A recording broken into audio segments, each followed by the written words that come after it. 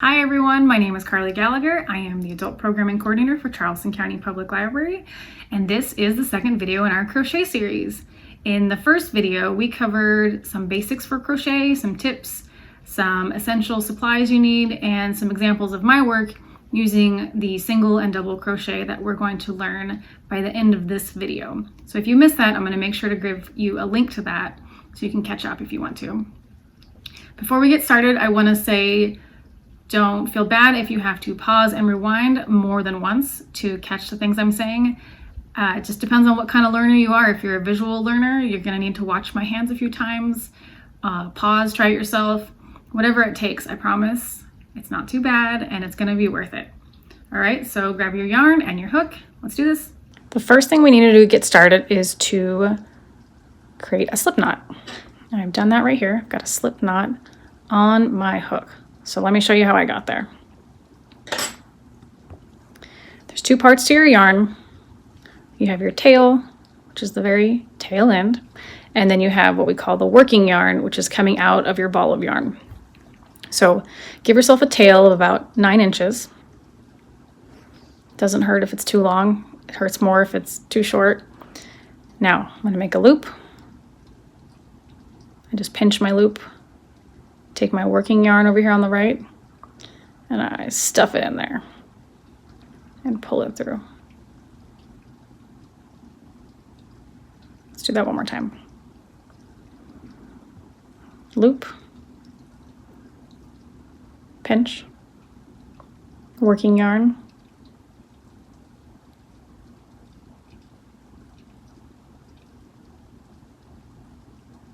there you go. And what worked for me might look different for you, but this is how I do it. And then I pull my working yarn just a little bit to tighten things up. Okay, we've got our slip knot, and we are ready to move on to creating our foundation chain or row for this project. Okay, slip knot, hook, working yarn, got good tension. I'm going to go to the left here, go under, pull this guy through. It's also a little awkward when you first start. You have to pinch down here so you're not flapping all over the place. Around and through. Around, pull through. The term you hear and read often is yarn over, so yarn over. Oops. Pull through. 4, 5, oh, getting tangled here. 6, 7, 8, 9, 10, 11, 12, 13, 14, 15, 16, 17, 18, 19, 20. You can do whatever number you want, but I thought 20 would give us a nice size. And the way we count these is we're looking at these little bumps right here. 1, 2, 3, 4. So there's our 20. That's our foundation row. That is the start of everything. We are not going to work in a straight line forever. We're not making shoelaces. So we need to do what's called turn our work. Before we turn our work, we have to make a turning chain. This is super important. If you do not add this turning chain, your work will become a triangle and get really weird on the side. So we're going to practice our single crochet, so I only need to do one more chain right here. One guy. Okay. Now, working from the second chain in the hook.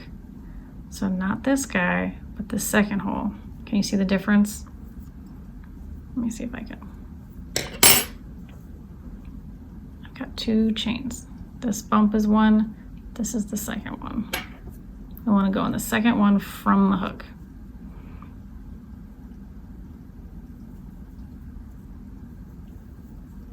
yarn over, pull through 1 loop, just like your foundation chain. Now you've got 2 here. Yarn over, pull through both of these guys. There you go. That's our little corner. All right, let's do that again. Number 2. From the front, go through, yarn over, pull through 1 loop, yarn over, pull through 2. All right, that's 2. You can see them right here. 2 little guys.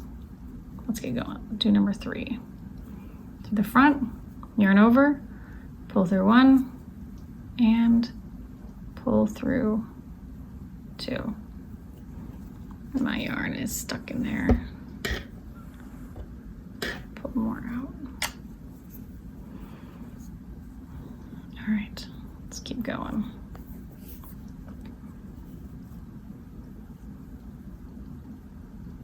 Number 4, yarn over, pull through 1, yarn over, pull through 2. Next guy, see right in there.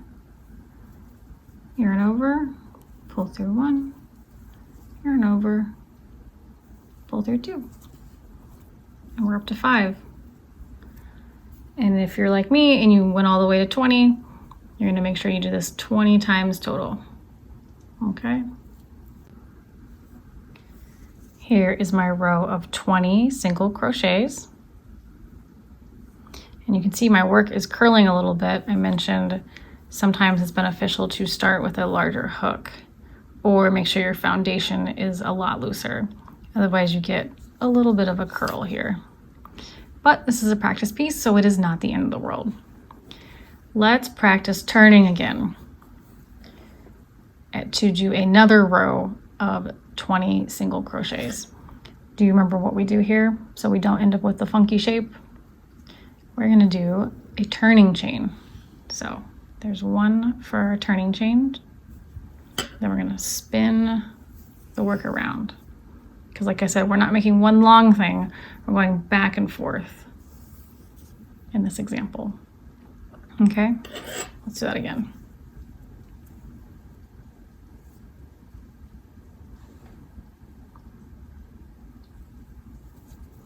This is where we left off.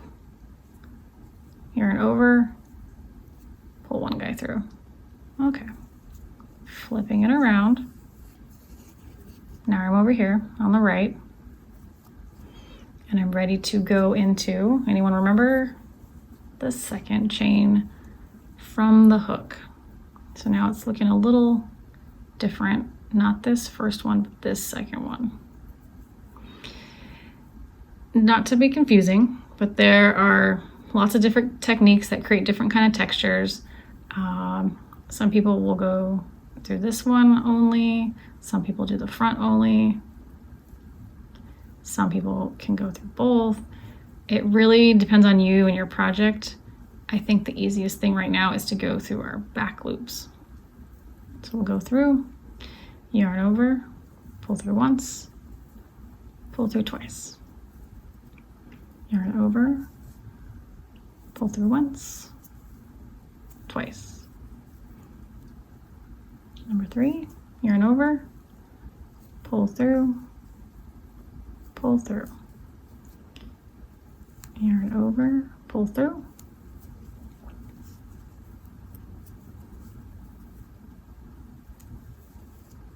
Oops.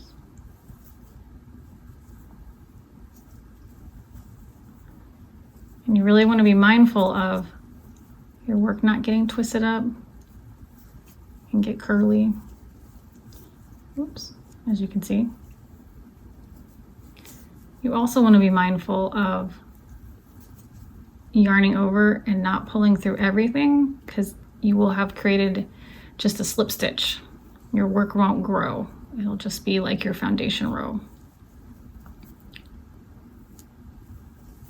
Yarn over, and pull.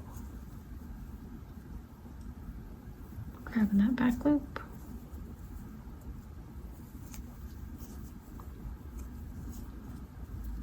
And as you can see, I am not perfect. I am not the fastest crocheter, but it is so much fun. That back loop.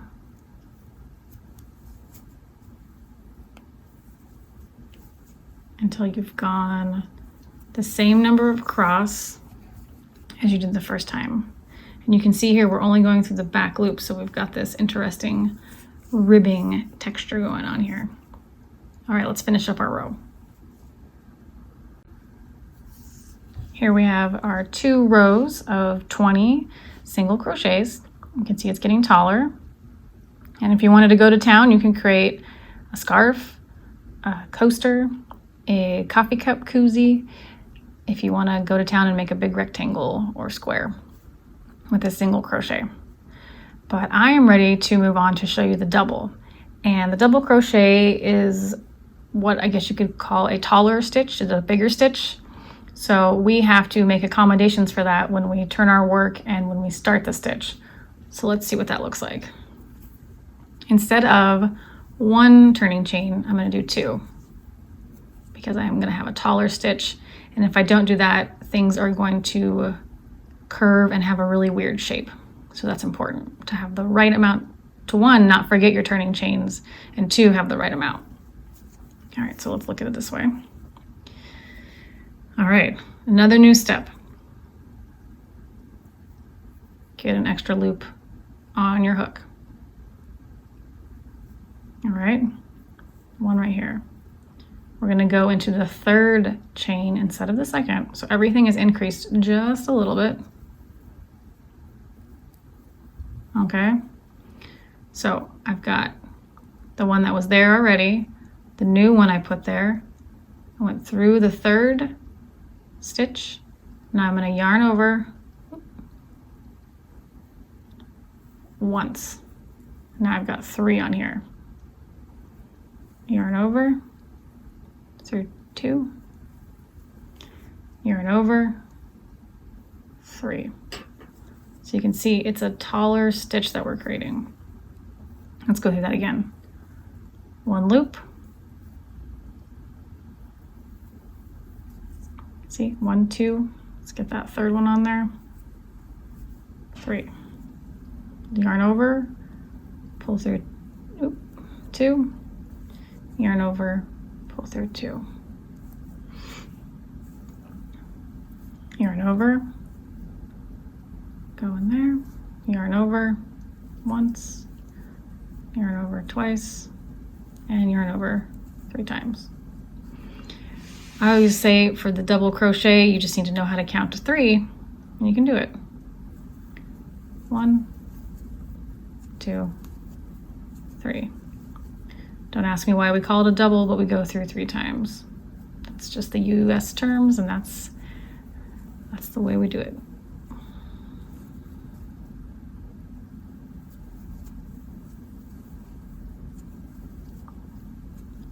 And we'll keep doing this 20 times across.